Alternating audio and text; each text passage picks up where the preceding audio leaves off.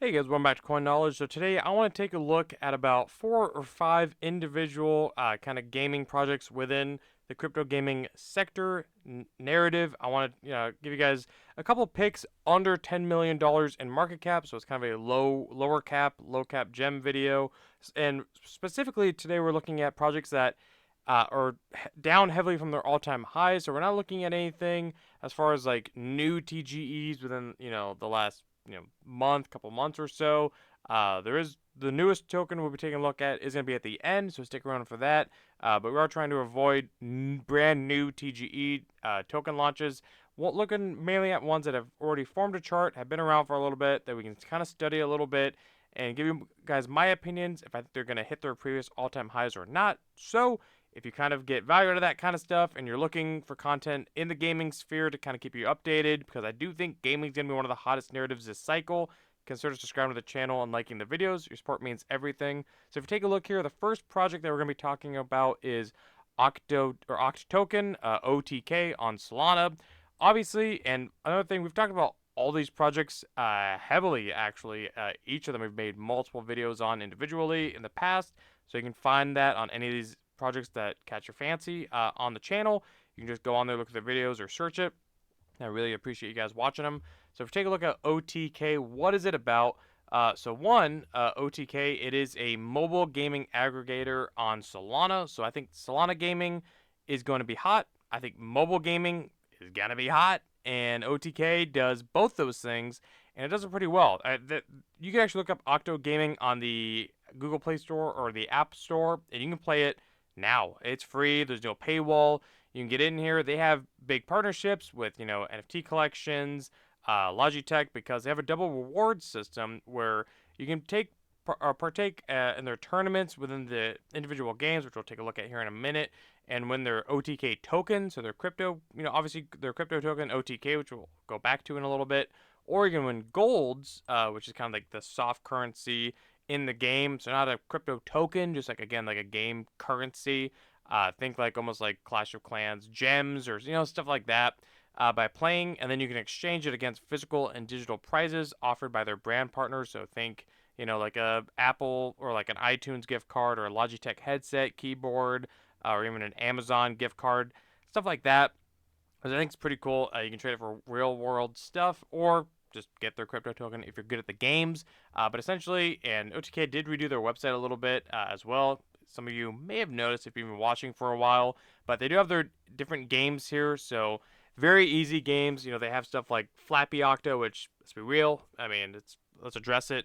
It's Flappy Bird. They have the ones where you just like jump up vertically, or like Fruit Ninja, stuff like that. So very popular games, but all into one app. So obviously a lot of those kind of games have been proven to work with other ones. So I'm here for it. And I have it on my phone. If I'm at the airport or something, or if I have some time, I'll play a couple matches. You get into a match immediately. All of them are 1v1s, so you just get paired with somebody, and then typically in some of them it's like whoever lasts longer, like the one where you're just jumping platforms, or like the Fruit Ninja one, or like the Flappy Octo, Flappy Bird one, or the Hoop one. They're pretty fun. I mean, the key is that, and it's weird to say it unless you're in it and you know what I mean, but the key is that they're like nothing games, if that makes sense. There's not a whole lot of strategy or complicatedness. It's anyone can get in and play them. So I like this one. This is what I'm talking about, where you just jump up. That's one that I like. This one, and the one where you're like I think it's like an Octo run, or like the Ninja one where you're going side to side. Now I don't know if they showcase it on their main page. I don't know if they do. Let me know in the comments below if you guys actually play any of these projects that we're going to be talking about in today's video. They don't, but there's one where you go side to side, which I actually get frustrated at, but I don't know. Whenever I do play, I usually play that one personally. But either way, they have a lot of users. They have a lot of registered users, daily users, funds raised, monthly users, a lot of reviews across both platforms. You can read them there, obviously. Big partnerships. Here's the thing, too, that we've talked, again, about all these projects so much that I'm going to do a quick synopsis on all of them, obviously, to get you up to date. I'll let you know my reasoning why I'm bullish on them, because I am, full transparency and kind of spoiler on all the projects today. But kind of give you guys a little synopsis on what they are, and you choose if you want to go research them on your own time, because as always, do your own research. Nothing I say is financial advice.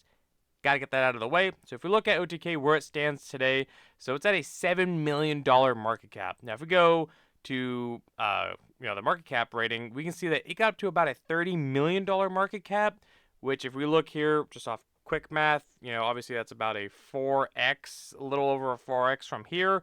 Now, when it was at a $30 million market cap, everyone was saying, oh, a 10, 20x from there, no brainer. Well, now that it's 4x under, if it does a 10x from its all-time highs, if it could do a 10x from there, that's a 40x. If it can do a 20x from there, now it's an 80x. See what I mean?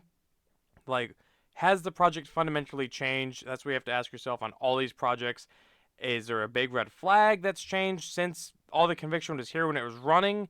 Because it's easy to invest or want to feel that euphoria or FOMO of investing when things are running. It's these times when things are retracing and dipping. That's where you lose a lot of the conviction. But you shouldn't. I mean, that's where you should have the strongest. I'm just saying that you shouldn't be like that. It's just so easy, human nature, to be like that. But in my opinion, I think OTK, I'm still bullish on it as I have been. I mean, we were talking about OTK at like a sub or probably like around a $2 million market cap about a week before Christmas a little bit. So like a $2 million market cap. We were accumulating right here, and then it shot off around Christmas time, and it's been a nice run. We've had a nice run in OTK. Let's just say that. So I'm a big fan of OTK. And again, I'm bullish on Solana gaming as a whole because I think Solana's going to do very well this bull cycle.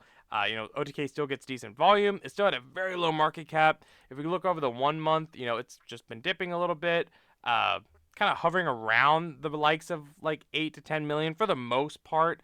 And it seems to bounce, a little bit whenever we do get kind of relief rallies that are short-lived recently, but it does bounce a little bit.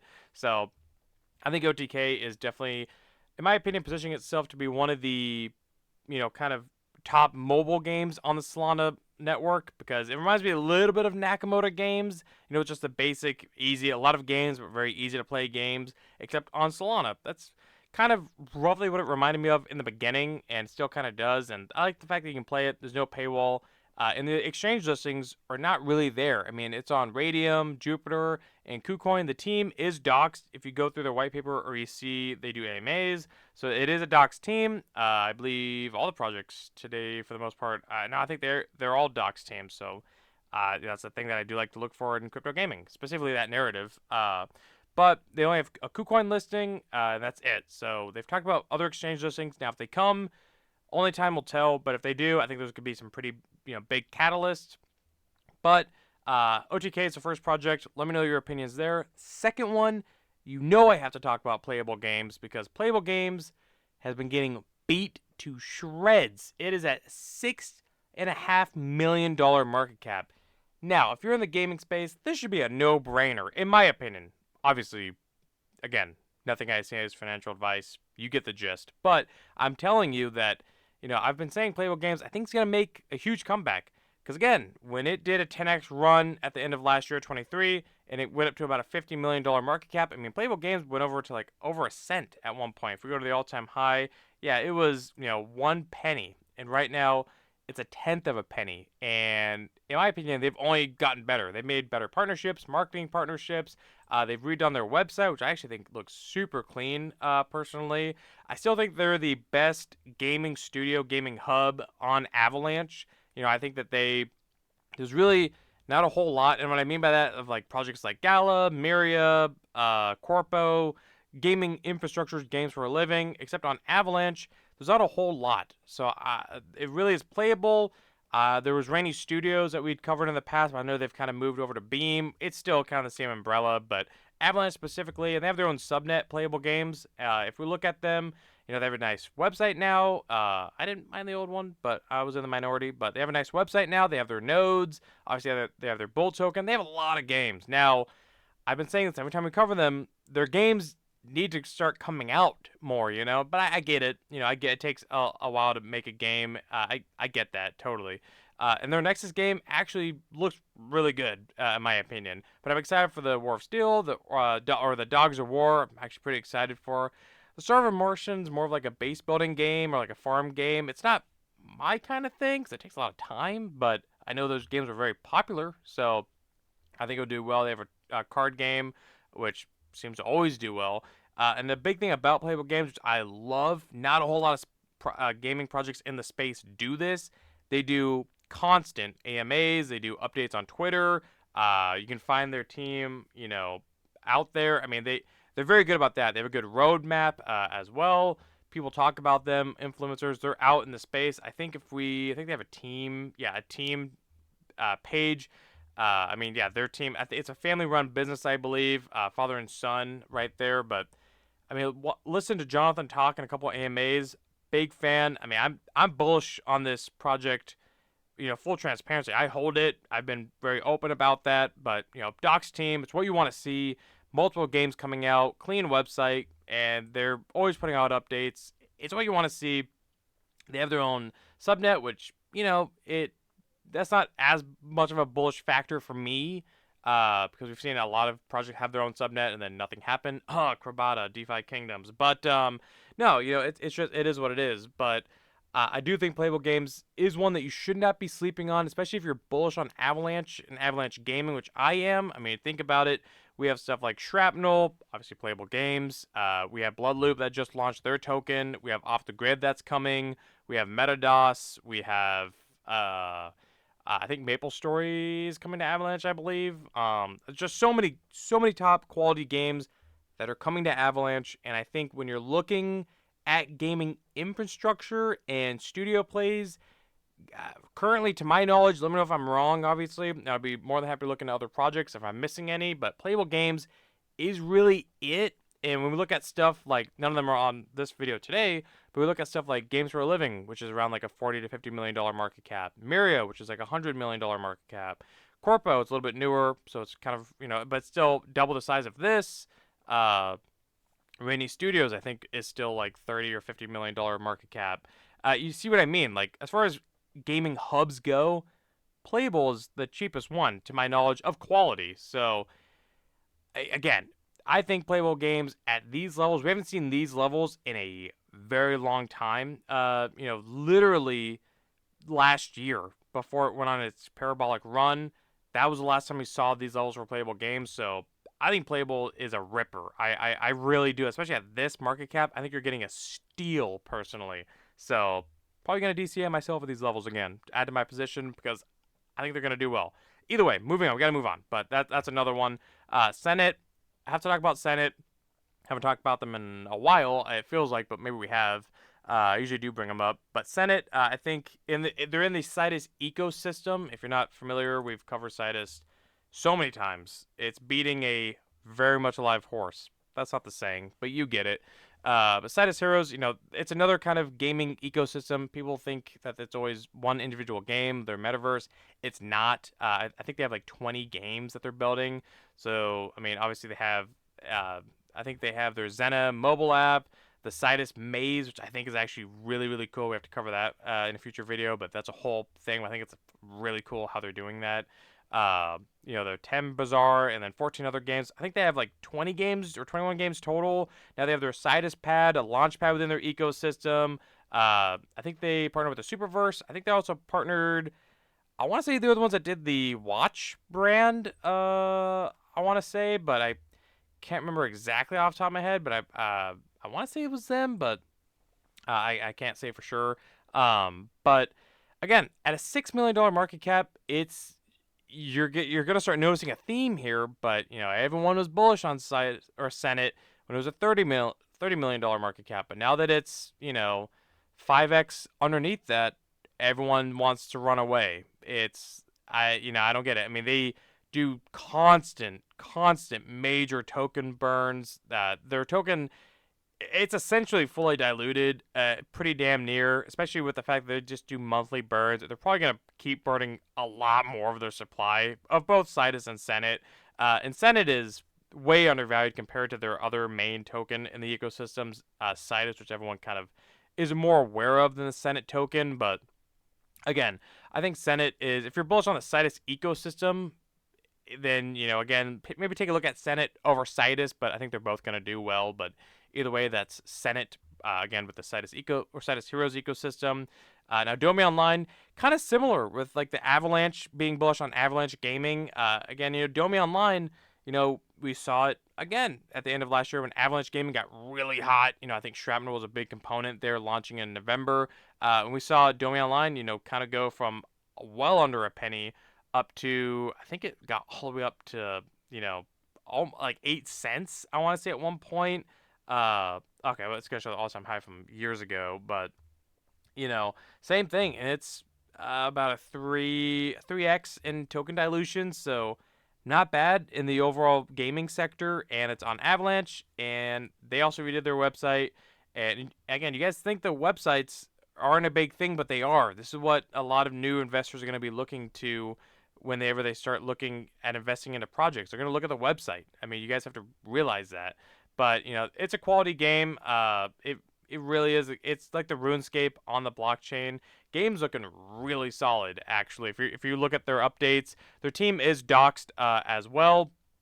So, no worry there. They do updates. They're always tweaking the game, and they actually do like patch notes, patch logs, update logs of like you would see like on a Steam page or something, where they actually tell you every little bug fix that they're doing, which I really like because other Web3 games just seem like they can get away with just saying, we're fixing the game, and that's it. They don't really tell you. So I like Domain Online for the transparency there, but I think Domain Online's really gonna benefit hard from not only obviously a gaming run where all gaming projects are going to run, but again, that Avalanche gaming narrative push, which I really think we're going to see super hard at the end of this year, like Q3, maybe fall time, whenever Off the Grid launches. I think Off the Grid is going to make crypto gaming hot as a whole, but I'm telling you right now, I think because they're Gunzilla subnet on Avalanche, I think it's going to blow up Avalanche gaming more specifically than the overall gaming narrative. So I think positioning yourself in quality Avalanche gaming projects now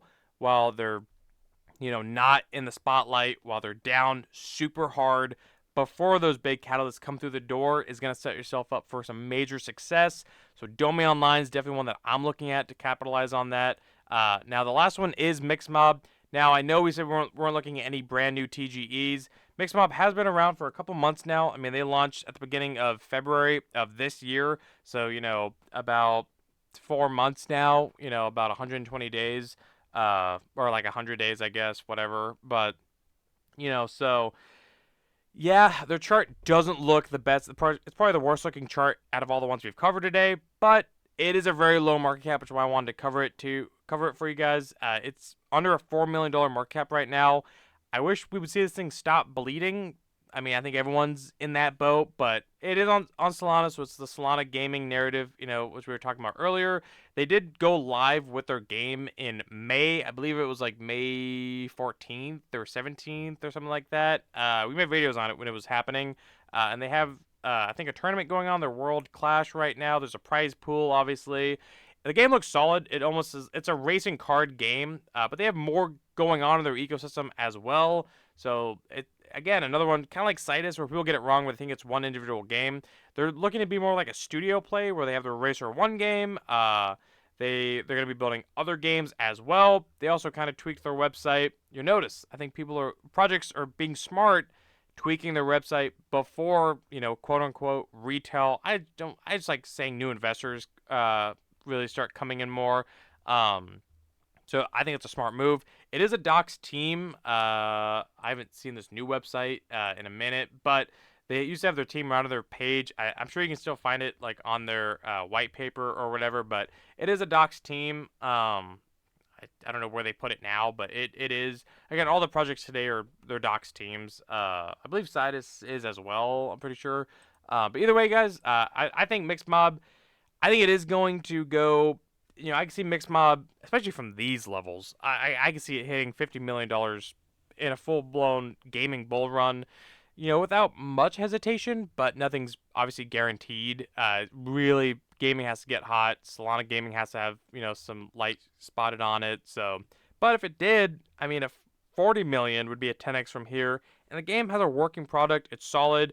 It has their teams from the guys who helped create or from projects like Halo, I think Halo and Destiny, I want to say. You can see it on their Twitter header, but either way, a couple of projects I wanted to highlight here today, specifically that were under $10 million in market cap and that weren't brand new TGEs, because I think it's a little unfair you look at a brand new TG, Mixmob being the perfect example of, being like, this is undervalued, and then it doesn't form a chart, and then it keeps going down and to the right. So that's why you let new launches play out. But either way, as a quick recap, I'm looking at Mixmob on Solana. Again, probably the higher risk on today's video, but they're all obviously high risk with such low market caps. Domi Online for that. Again, I think the Avalanche gaming narrative is going to be a hot narrative, especially with Off the Grid coming out, and a lot of people are anticipating that's going to be the hottest Web3 game this entire cycle. And I don't disagree with that. I just haven't been able to play it. But I from what I've seen, yeah, I agree with that all day. Senate with the Cidus Heroes ecosystem, Playable Games again for that same kind of Avalanche gaming, and it's a quality gaming hub, and I think the cheapest quality gaming hub as well. Way more undervalued than, again, stuff like Gala, obviously, Miria, GFAL, stuff like that. And then OTK for a mobile gaming play on Solana as well. And the big key theme that I want to highlight again is that all of these projects are down. I mean, OTK for the 1 month, 40%. Playable, 35%. If we go Senate, 7%. Actually, not that bad. If we go Domi, 40%. If we go Mixmob, almost 40%. You're noticing that just on the 30-day, a lot of these projects are down like 40%. That's huge discounts. And really, fundamentally, in my opinion, none of these projects have changed fundamentally. Like, there's not a whole lot of reason for them to be at these prices other than the overall market. But that's my opinion. Let me know your guys' opinion in the comments below. Love talking to you guys.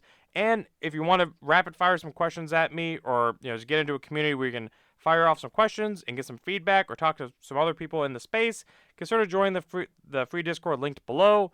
I really appreciate all you guys that get in there. It means a lot, really, and I like talking to all you guys. But either way, if you got value out of today's video, or if you agree, disagree, if you guys can like the video, comment, subscribe, hit the notification bell, and share the video. And I'll catch you guys in the next one. All right, see you guys.